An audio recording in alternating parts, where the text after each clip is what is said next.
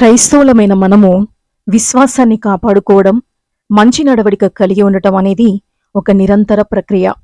కొంతకాలం భక్తిగా పరిశుద్ధంగా జీవించి ఇక చాలు అనుకోవడానికి లేదు. మరియు మేలు జరిగినప్పుడు ఒక విధంగా, ఏదైనా అనుకునని నష్టం సంభవిస్తే మరొక విధంగా మన విశ్వాసాన్ని మార్చుకోకూడదు. తిమోతికి రాసిన 2వ పత్రిక 4వ అధ్యాయం 7వ వచనంలో అపోస్తలుడైన పౌలు ఈ విధంగా వ్రాస్తున్నాడు: మంచి పోరాటము పోరాడి తిని, నా పరుగు కడముట్టించి తిని, విశ్వాసమును కాపాడుకొంటిని అని. ఇంతకీ ఈ విశ్వాస పోరాటం అంటే అర్థం ఏంటి? మన ఇష్టానికి వ్యతిరేకంగా ఏదైనా జరిగినా కూడా దేవుని యందు స్థిరమైన నమ్మకము, భక్తి, యథార్థత కలిగి జీవించడమే విశ్వాస పోరాటం. బైబిల్ గ్రంథంలో విశ్వాసమనున్నది డాలుతో పోల్చబడింది. యుద్ధానికి వెళ్లే సైనికులు తమను తాము రక్షించుకోవడానికి వాడే ఆయుధమే ఈ డాలు.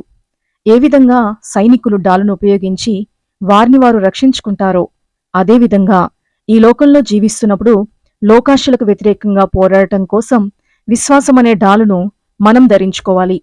మనం మన విశ్వాస పోరాటంలో ఎప్పుడైతే విశ్వాసంతో పాటు నీతి న్యాయాలను కలిగి ఉంటామో తప్పక జయిస్తాము.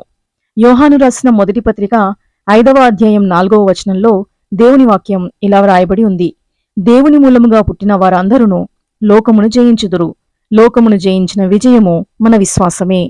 ఎవరైతే నిజమైన విశ్వాసంతో నీతిగా, భక్తిగా జీవిస్తారో వాళ్లకే ఎక్కువ పోరాటాలు ఎదురవుతూ ఉంటాయి.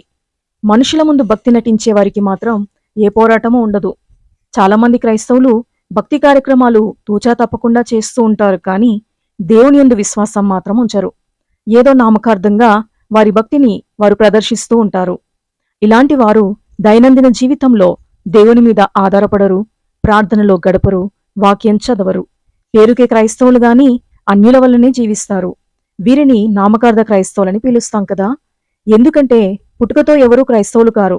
వాళ్ళు ఒకవేళ సేవకుల పిల్లలే అయినా సరే, కేవలం యేసుక్రీస్తు బోధల ప్రకారం జీవించేవారు మాత్రమే దేవుని దృష్టిలో క్రైస్తవులవుతారు. క్రైస్తవులనబడేవారు తప్పక అనేక రకాల శోధనల గుండా విశ్వాస పోరాటం చేయాల్సి ఉంటుంది. ఎవరైతే విశ్వాస పరీక్షలో పోరాడి గెలుస్తారో పరలోక రాజ్యానికి అర్హతను సాధిస్తారు. మనం దేవుని మెప్పు పొందాలి అంటే మన విశ్వాసం పరీక్షించబడాలి. పేతురు రాసిన మొదటి పత్రిక 1వ అధ్యాయం 7వ వచనంలో ఈ విధంగా రాయబడి ఉండటం చూస్తాము: నశించిపోవు సువర్ణము అగ్ని పరీక్ష వలన శుద్ధపరచబడుచున్నది గదా, దానికంటే అమూల్యమైన మీ విశ్వాసము ఈ శోధనల చేత పరీక్షకు నిలిచినదై యేసుక్రీస్తు ప్రత్యక్షమైనప్పుడు మీకు మెప్పును, మహిమయు, ఘనతయు కలుగుటకు కారణమగును అని. అంటే దేవుని దృష్టికి విశ్వాసులుగా ఎవరైతే ఉంటారో వారికి పోరాటం తప్పదు.